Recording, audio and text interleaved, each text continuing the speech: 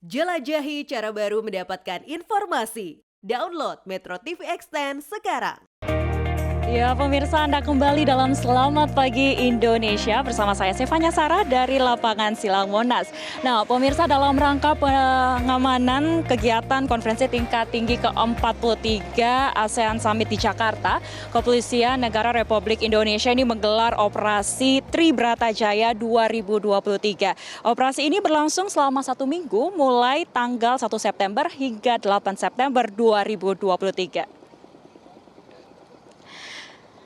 Operasi Tribrata ini melibatkan 6.182 personil Polri, terdiri atas 1.624 personil dari Mabes Polri dan 3.918 personil dari Polda Metro Jaya. Selain itu, pasukan juga dibantu oleh Polda Jawa Barat dan Polda Banten. Masing-masing mengirimkan sebanyak 320 personil. Operasi Tribrata Jaya 2023 ini akan berlangsung selama sepekan, mulai tanggal 1 hingga 8 September 2023. Pelaksanaan kegiatan KTT ke-43 ASEAN sendiri ini berlangsung selama 3 hari pada tanggal 5 hingga 7 September 2023 di Jakarta Convention Center, Jakarta.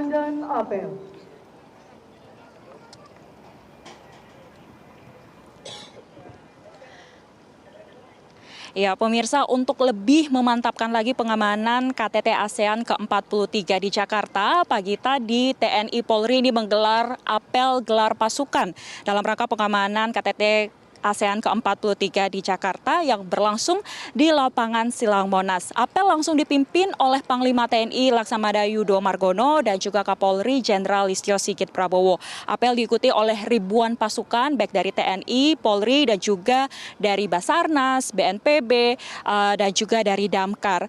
Dan tadi pada saat apel Panglima dan juga Kapolri ini mengecek langsung bagaimana kesiapan dari pasukan dan juga mengecek bagaimana kesiapan dari alat sarana prasarana yang akan digunakan dalam operasi pengamanan.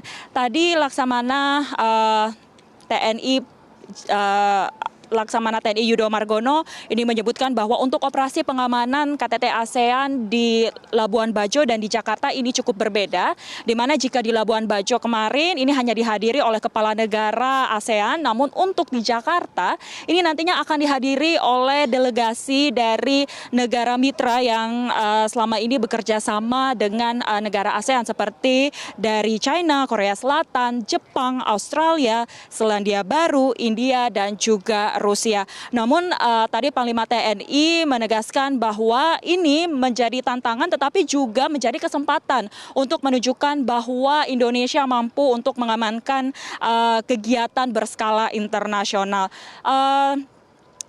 Untuk jumlah personil sendiri dari TNI ini akan menerjunkan kurang lebih sekitar 12 ribuan personil yang tergabung dalam Kogas Gappam dan sejumlah alutsista milik TNI Angkatan Darat, Udara dan juga Laut ini akan dikerahkan untuk melaksanakan pengamanan. Sementara untuk dari pihak kepolisian sendiri ini sebanyak 6.182 personil yang tergabung dalam operasi Tribrata 2023. Untuk pembagian pengamanan ini terbagi ke dalam 3 wilayah, yakni untuk wilayah pusat, selatan, dan juga di sekitar venue kegiatan.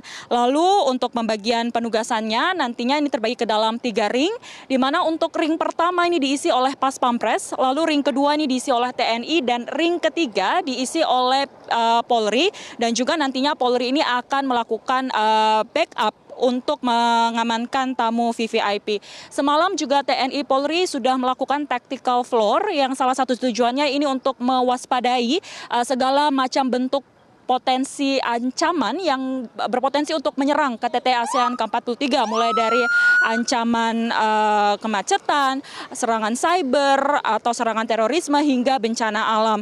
Dan TNI Polri pun juga sudah menyiapkan sejumlah skema untuk penanganan sejumlah ancaman tersebut.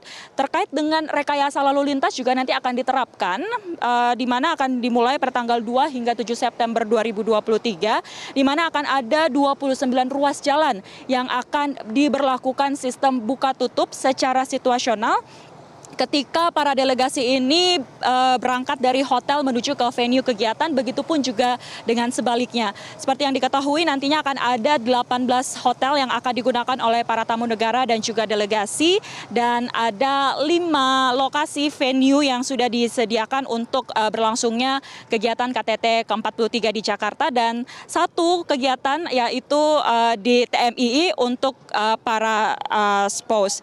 Dan konferensi tingkat tinggi ASEAN ke-43 di Jakarta ini sudah tidak lama lagi pemirsa, dan seperti apa dan apa nantinya isu yang akan dibahas dalam KTT ke-43 ASEAN di Jakarta dan bagaimana nantinya antisipasi lalu lintas yang akan diterapkan. Berikut liputan jurnalis Metro TV Valeri Budianto dan juru kamera Syadam Arahmad untuk Anda. Indonesia terpilih menjadi keketuaan konferensi tingkat tinggi ASEAN ke-43. KTT ke-43 ASEAN ini akan berlangsung selama 3 hari di Jakarta mulai tanggal 5 hingga 7 September 2023. Sebagai informasi, terhitung sejak tanggal 30 Agustus 2023, sejumlah delegasi ini sudah mulai berdatangan ke Jakarta, dan total akan ada sebanyak 18 hotel yang akan digunakan dan juga sebanyak 5 venue untuk penyelenggaraan KTT ASEAN, yaitu mulai dari Istana Negara, kemudian Hotel St. Regis, Kantor Sekretariat ASEAN, JCC, dan juga Taman Pelataran GBK. Sehingga sejumlah rekayasa lalu lintas akan diberlakukan selama periode KTT ASEAN ini. Salah satunya adalah akan dilakukan buka tutup di sebanyak total ada 29 ruas jalan, yaitu utamanya adalah ketika di jalan tersebut dilewati oleh kendaraan delegasi ASEAN.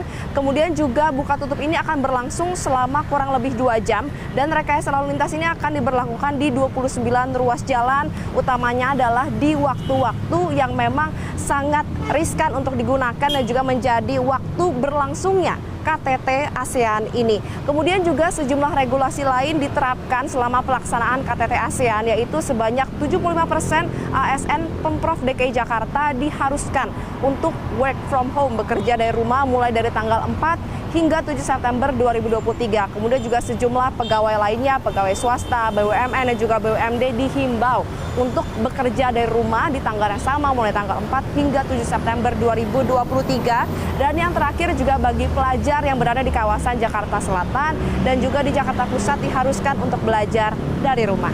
Dari Jakarta, Valeri Budianto, Syahdan Arahman, Metro TV. Ya pemirsa, kita ke informasi lainnya pemirsa, di mana PT PLN Persero ini menggelar apel siaga kelistrikan guna memastikan lancarnya persiapan KTT ASEAN ke-43 di Jakarta.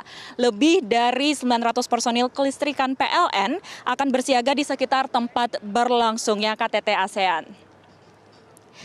Direktur Utama PT PLN Persero Darmawan Prasojo memastikan kondisi kelistrikan Jakarta untuk mendukung KTT ASEAN dalam kondisi aman. Darmawan menyebut seluruh pembangkit listrik dan energi primer dalam kondisi siap. Terlebih PLN akan mengerahkan gardu induk dan transmisi yang berada di Jawa dan Bali. Pada kesempatan menjadi tuan rumah KTT ASEAN tahun ini, PT PLN akan mengedepankan energi bersih. Darmawan menyebut pihaknya telah menurunkan daya PLTU Suralaya. Di samping itu, PLN turut meningkatkan operasi pembangkit listrik tenaga gas atau PLTGU di sejumlah titik, yakni PLTU Muara Karang, Muara Tawar, dan Tanjung Priuk. Pada pelaksanaannya, KTT ASEAN ke-43 akan menggunakan kendaraan listrik untuk tiap delegasi. Setidaknya terhitung 800 unit kendaraan listrik terdiri dari 560 mobil listrik dan 240 sepeda motor listrik. PT PLN juga menyiapkan 79 EV charging, yakni 74 SPKLU dan 5 SPLU. SPKLU yang disediakan PT PLN nantinya berada di 3 titik di kawasan Gelora Bung Karno.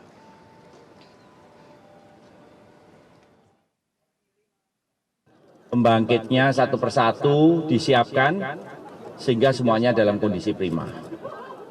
Kemudian kedua, setelah dari pembangkitan, kita juga mempersiapkan seluruh kondisi, baik itu gardu induk maupun transmisi, bukan hanya di Jakarta tetapi juga di Jawa dan Bali.